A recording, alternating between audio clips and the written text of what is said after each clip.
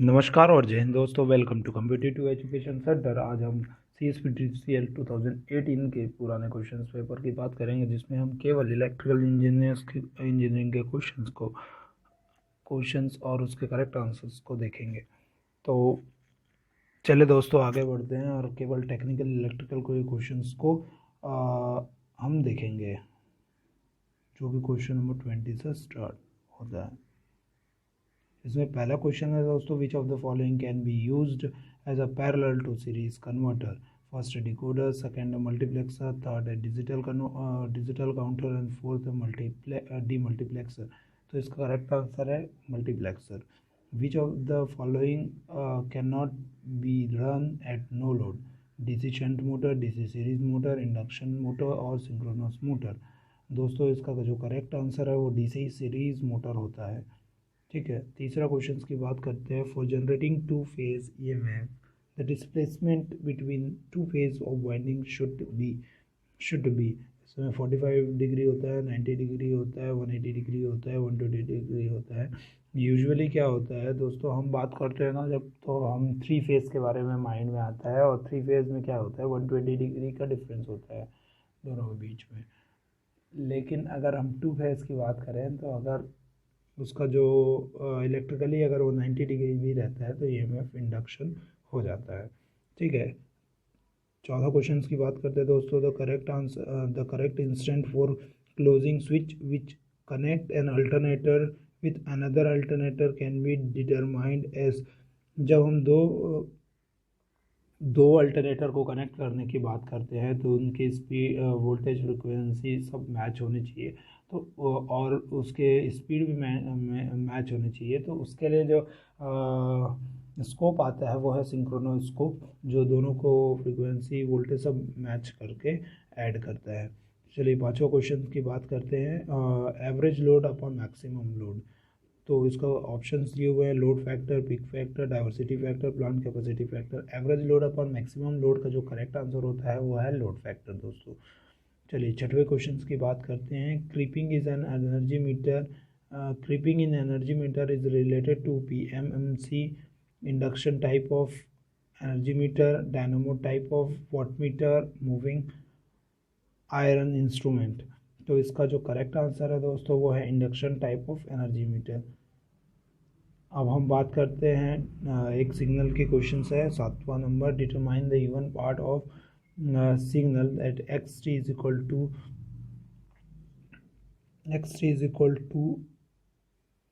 e to the power j sine j2t। तो इसका जो करेक्ट आंसर है वो होता है cos 2t। फिर आगे बात करते हैं। How many pole are present in a single phase induction motor that normally runs at 1125 RPM on 60 hertz power supply. तो इसका दोस्तों आप Zn phi upon NS is equal to 120F upon P, इस फॉर्मूला से आप इस question का solution ढूंढ सकते हैं, जिसका करेक्ट आंसर है 6 पोल। चलो दोस्तों आगे बात करते हैं 9वें क्वेश्चन की ओर। Which of the following motor can be converted as electrical signal? Which of the following motor can convert an electrical signal into angular displacement of the shaft? तो इसके ऑप्शंस दिए हुए हैं, stepper motor, 3 phase induction motor, series motor, shunt motor. तो इसका जो correct answer है वो है स्टेपर मोटर। जब हम क्वेश्चन नंबर 10वें की बात करते हैं। Which of the following inverters are is suitable for both single phase and multi motor drive? इसमें है cyclo converter, current source inverter, both current and voltage source inverter and voltage source inverter. तो इसका जो correct answer है दोस्तों वो है voltage source inverter. इसको याद रखिएगा। विच of the following inverters is suitable for both single phase and multi motor drive? तो इसका जो करेक्ट आंसर है वो है वोल्टेज सोर्स इन्वर्टर। चलिए अब बात करते हैं 11वें क्वेश्चन की। विच of the following is not frequency dependent loss? Copper loss, iron loss, hysteresis loss, eddy current loss. तो दोस्तों बात ये होती है कि जो इसमें का कॉपर लॉस है वो आई स्क्वायर आर लॉस होता है, आई स्क्वायर आर। लेकिन आयरन लॉस और हिस्टैरिसीस और जो हिस्टैरिसीस लॉस है और एडी करंट लॉस है ये है आयरन लॉस के पार्ट। और आयरन लॉस जो है डिपेंडेंट ऑन फ्रीक्वेंसी होता है, या तो स्क्वायर होगा या तो 1.2 है शायद फ्रीक्वेंसी के, f⁻⁴ 1.2। हिस्टैरिसीस लॉस और एडी करंट लॉस के कंडीशन में ये दोनों सिचुएशन आते हैं। तो चीज़ों का ध्यान रखिएगा, ये बहुत सिंपल क्वेश्चंस हैं और यूजुअली आते हैं ये क्वेश्चंस। 12वें क्वेश्चंस की बात करते हैं। A programmable uni junction transistor is improved version of uni junction transistor, silicon controlled rectifier, insulated gate, bipolar transistor, IGBT, triode for an alternating current track। तो ये जो प्रोग्रामेबल यूनी जंक्शन ट्रांजिस्टर है is improved version of uni junction transistor. पहले first condition था जब हम transistor को programme नहीं कर पाते थे, बट अब के कंडीशन में जो प्रोग्राम कर लेते हैं इस कारण उसको प्रोग्रामेबल यूनी जंक्शन ट्रांजिस्टर बोलते हैं। अब 13वें क्वेश्चंस की बात करते हैं दोस्तों। तो क्यू फैक्टर इसमें निकालने बोल रहा है, root L C root over L upon C upon R.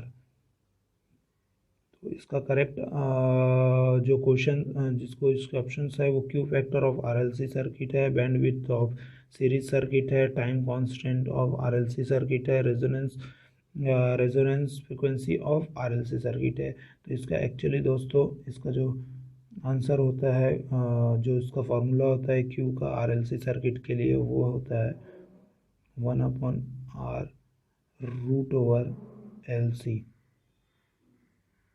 तो ये इसका जो है करेक्ट आंसर है दोस्तों।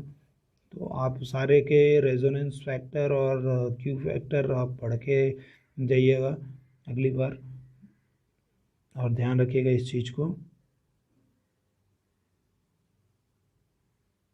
चलिए आगे बढ़ते हैं और 14वें क्वेश्चन की ओर। Which of the following bridge circuit is used for measurement of capacitance. तो उसके डी सॉल्टी ब्रिज है, मैक्सवेल ब्रिज है, व्हीटस्टोन ब्रिज है और केल्विन ब्रिज है।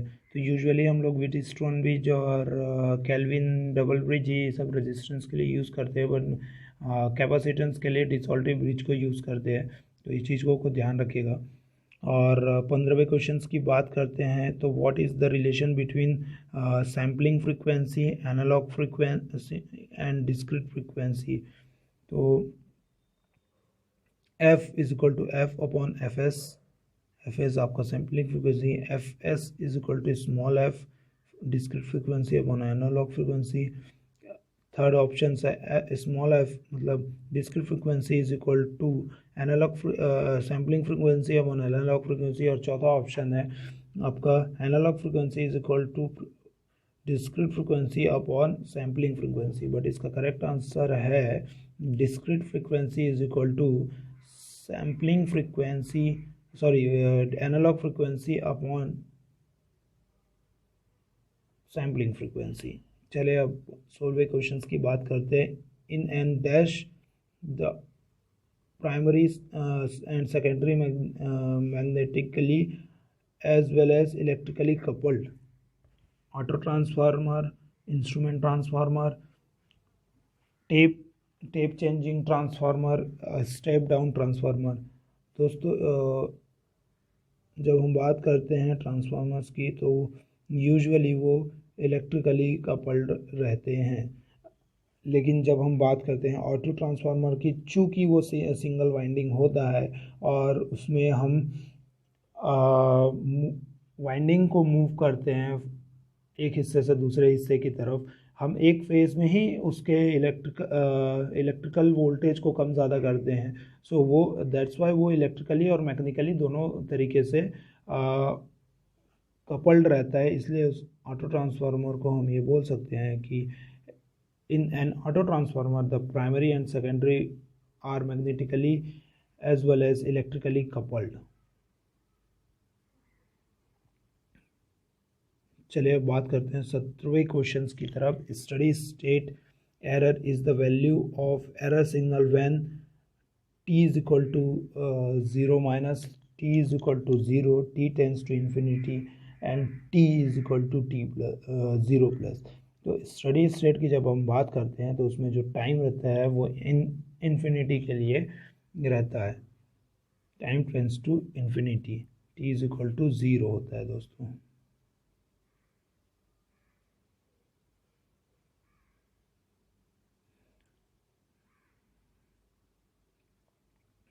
अब हम fusing factor is always option है greater than 1, less than 1, equal to 2 और इक्वल टू 1। एक्चुअली क्या होता है फ्यूजिंग फैक्टर आपका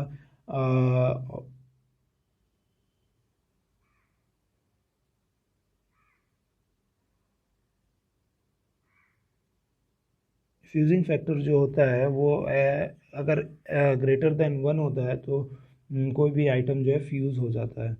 अब हम बात करते हैं 19वें क्वेश्चन की। Which one of the following method measure power in 3 phase AC circuit with both balanced and unbalanced load. तो इसका ऑप्शन है 3 ammeter method, 1 ammeter method, 2 ammeter method and 1 voltmeter method. जब हम बात करते हैं बैलेंस्ड और अनबैलेंस्ड लोड की, जो 3 फेज इंडक्शन में पावर लेने की बात करते हैं, तो या तो वो सिंगल वाट मीटर होता है, 3 वाट मीटर होता है, या 2 वाट मीटर होता है, बट 1 वोल्ट मीटर मेथड कभी नहीं होता। तो फर्स्ट जो फोर्थ ऑप्शन है वो आपका तो पहले ही गया। अब रहा बात यहाँ पावर सप्लाई बैलेंस और अनबैलेंस लोड के कंडीशन में यूज़ करते हैं, तो यूजुअली 3 फेज में 3 एमीटर यूज़ करते हैं तो हमारा कॉस्ट बढ़ जाता है और सिंगल एमीटर से हमारा काम होना नहीं है। That's why 2 wattmeter method usually हम लोग यूज़ करते हैं। चलिए दोस्तों आगे बढ़ते हैं 20वें क्वेश्चन की तरफ। Less current and more voltage is possible when simplex lap winding generator, open wound generator, wave wound generator, duplex lap wound generator. तो इसका जो करेक्ट आंसर है दोस्तों वो वेव वाउंड जनरेटर है।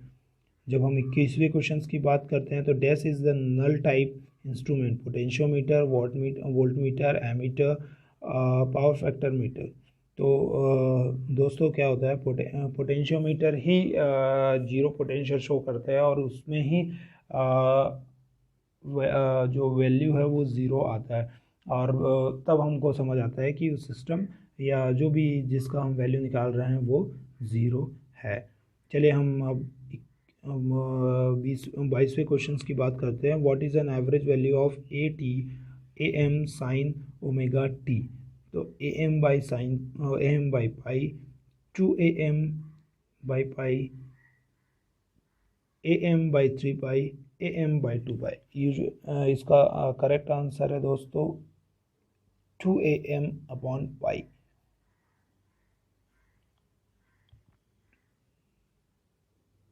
अब 23वें क्वेश्चन की बात करते हैं। तो 23वें क्वेश्चन की बात करते हैं, इसमें determine the value of resistance for maximum power transfer. चलो दोस्तों तो इस क्वेश्चन को सॉल्व करते हैं। तो इसमें क्या होगा, जब मैक्सिमम पावर ट्रांसफ़र थ्योरम का यूज़ करेंगे तो उसमें जो है वोल्टेज सोर्स को शॉर्ट कर देंगे और करंट सोर्स को अपन ओपन कर देंगे। अब इस केस में क्या होता है वोल्टेज सोर्स को जब, और इसमें क्या होता है जो आर हमको निकालना है वो आर टी एच मान के चलते हैं, तो इसको ओपन कर देंगे और यहीं ओपन करके यहीं पर वैल्यू निकालेंगे। तो इसका जो वोल्टेज सोर्स को शॉर्ट करने के बाद ये जो क्वेश्चन बनेगा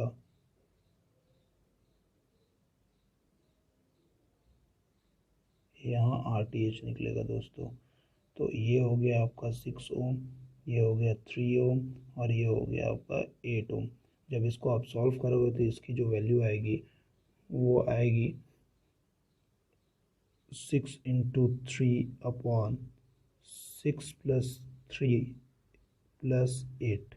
तो इसका जो करेक्ट आंसर आएगा वो होगा 10। तो इस चीज़ को आप ध्यान दीजिएगा दोस्तों, और ये छोटे छोटे क्वेश्चंस आप करके जाइए क्योंकि सारे 1 नंबर के क्वेश्चंस हैं और ज़्यादा बड़ा कैलकुलेशन उसमें होगा नहीं। तो चलिए आगे बढ़ते हैं। अब हम 24वें क्वेश्चंस को देखेंगे। अपने 24वें क्वेश्चन में दिया हुआ है the gain acquired by signal when it travel from one node to another node is referred as admittance, reluctance, transmittance और impedance। दोस्तों ये देखिए, नाम से ही पता चल रहा है कि जो चीज़ ट्रेवल कर रहा है, ट्रांसमिट हो रहा है।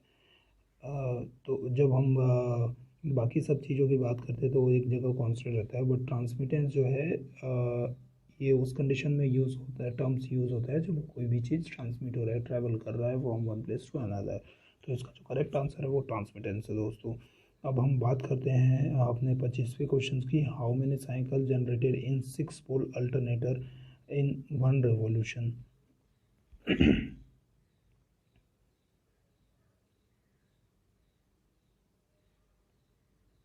तो इसके ऑप्शंस दिए गए हैं दोस्तों 12, 3, 18 और 6। तो इसके जो करेक्ट आंसर है वो है आपका सेकंड ऑप्शन 3।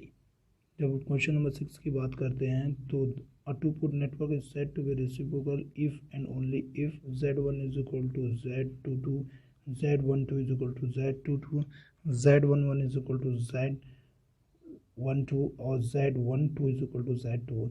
तो रेसिप्रोकल की कंडीशन में फोर्थ ऑप्शन आपके सही है, जब Z12 जो इक्वल होता है Z21 के।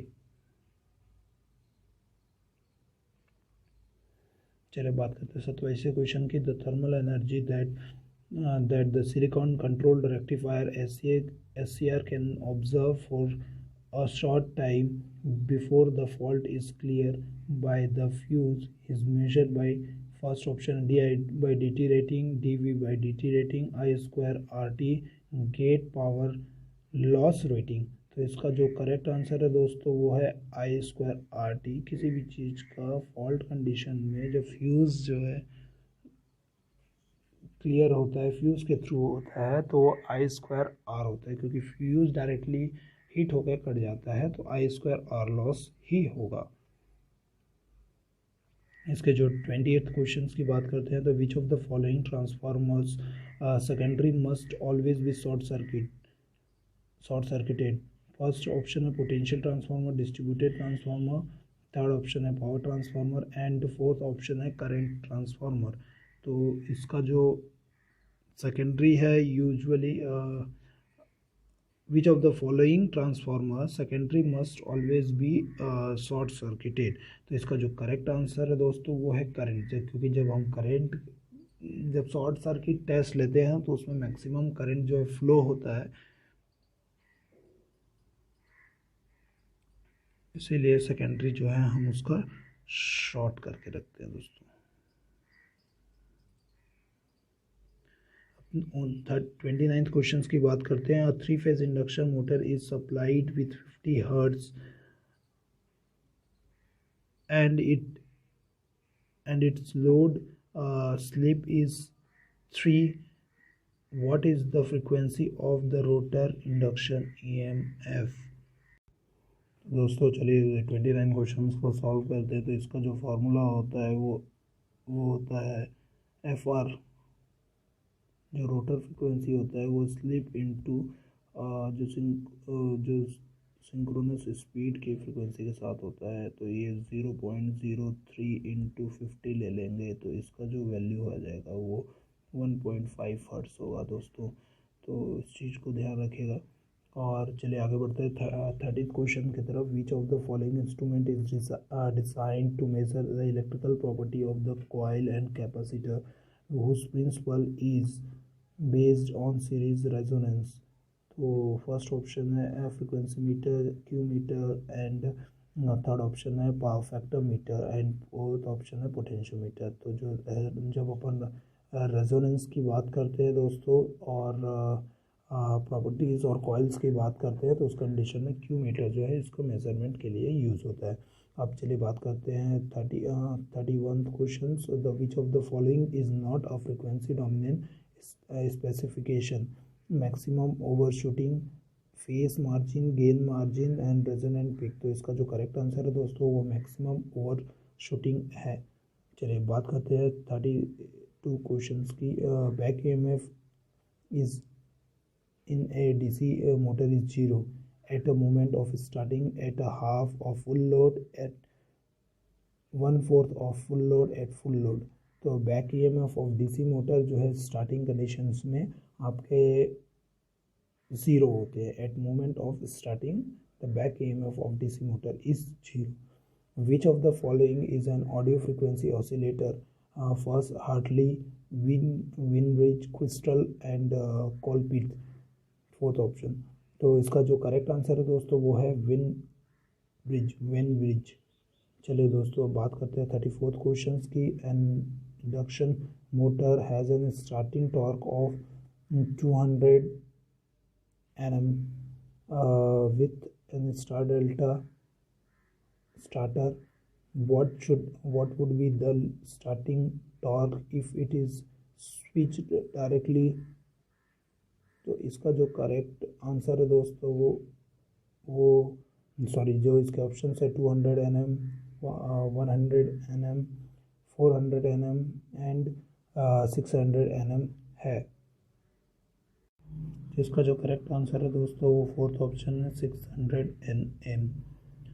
चलिए 35 क्वेश्चन की बात करते हैं। Diode whose function is to transfer load current wave from the rectifier whenever the voltage goes into a reverse state. It is called first LED, tunnel diode, commuting diode और zener diode. A diode question एक बार और पढ़ें दोस्तों। अ diode whose function is transfer load current away from the rectifier which the load voltage goes into a reverse state is called a LED, tunnel diode, commuting diode and zener diode। इसका जो correct answer है दोस्तों वो है commutating diode. चलिए अब 36वें question की तरफ आगे बढ़ते हैं। तो if xn is defined as the discrete time signal, then summation of xn to the power xn का square which tends to n to minus infinity to infinity। तो इसके जो ऑप्शन है वो एनर्जी सिग्नल है, पावर सिग्नल है, power square signal है, energy square signal है। तो ये दोस्तों इसका जो करेक्ट आंसर है वो है एनर्जी सिग्नल। अब हम 37th क्वेश्चन की बात करेंगे।